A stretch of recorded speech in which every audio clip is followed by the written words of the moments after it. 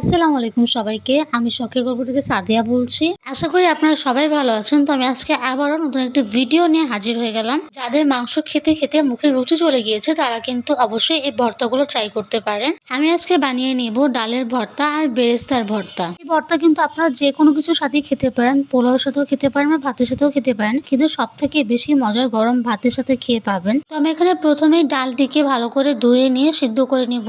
দিয়ে দিলাম পরিমাণ মতো লবণ। এখন এটিকে আমরা ভালো করে ঢাকনা দিয়ে সিদ্ধ করে নিব। ডালটি ভালো করে সিদ্ধ হতে হতে চলুন আমরা বেরেস্তাটি ভালো করে ভেজে নিই। তো আমি এখানে প্রথমে একটি কড়াইয়ের মধ্যে পরিমাণ মতো তেল নিয়ে নিলাম। তেলটিকে আমরা ভালো করে গরম করে নিয়েছি। তারপর দিয়ে দিলাম পেঁয়াজ কুচি। এই পেঁয়াজগুলোকে কিন্তু আমরা অল্প আছে এটিকে ভালো করে ভেজে নিয়ে একটি বাটিতে তুলে নিব। তো এই তো দেখতেই পাচ্ছেন কতটা সুন্দর করে আমি বেরেস্তাটি ভালো করে ভেজে নিয়েছি। বেরেস্তাটি ভাজতে ভাজতে আমার এখানে ডালটিও কিন্তু সিদ্ধ হয়ে গিয়েছে। দেখতেই পাচ্ছেন আমি ডালটিকে একদম পোড়া পোড়া করে সিদ্ধ করে নিয়েছি। আপনারা কিন্তু ঠিক এরকম ভাবে সিদ্ধ করে নেবেন। ডালটিকে ভালো করে সিদ্ধ করা হয়ে গেলে চলুন এখন আমরা ভর্তাগুলো বানিয়ে নিব। তো আমি এখানে প্রথমে বেরেস্তার ভর্তাটি বানিয়ে নিব। বেরেস্তার ভর্তাটি বানিয়ে নেওয়ার জন্য আমি এখানে প্রথমে একটি বাটির মধ্যে শুকনা মরিচটিকে ভেজে নিয়ে ভালো করে গুঁড়ো করে নিলাম। তারপর দিলাম ধনিয়া পাতা কুচি, তারপর দিয়ে দিলাম অল্প পরিমাণের লবণ, তারপর দিয়ে দিব হচ্ছে সরিষার তেল। সরিষার তেলটি দিয়ে দেওয়ার পর এটিকে আমরা ভালো করে মিশিয়ে নেব। ভালো করে মেশানো হয়ে গেলে তারপর দিয়ে দিব বেরেস্তা।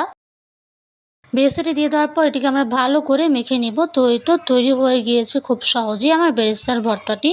এই ভর্তাটা কিন্তু আপনারা গরম ভাত দিয়ে খেলে অনেকটাই বেশি মজা পাবেন। দেখতেই পাচ্ছেন কতটা লোভনীয় হয়েছে ভর্তাটি। তো বেরেস্তার ভর্তাটি বানানো হয়ে গেলে আমি এখন বানিয়ে নিব ডালের ভর্তা। তো ডালের ভর্তাটি বানিয়ে নেওয়ার জন্য আমি এখানে প্রথমে একটি বাটিতে নিয়ে নিলাম পেঁয়াজ কুচি, তারপর দিয়ে দিব অল্প পরিমাণে লবণ, তারপর দিয়ে দিব হচ্ছে শুকনা মরিচ। আপনারা এখানে চাইলে চিলি ফ্লেক্সও ব্যবহার করতে পারেন, কোনো রকম সমস্যাই হবে না। তো আমার এখানে শুকনা মরিচটি গুঁড়ো করে এটিকে ভালো করে মিশিয়ে নিব।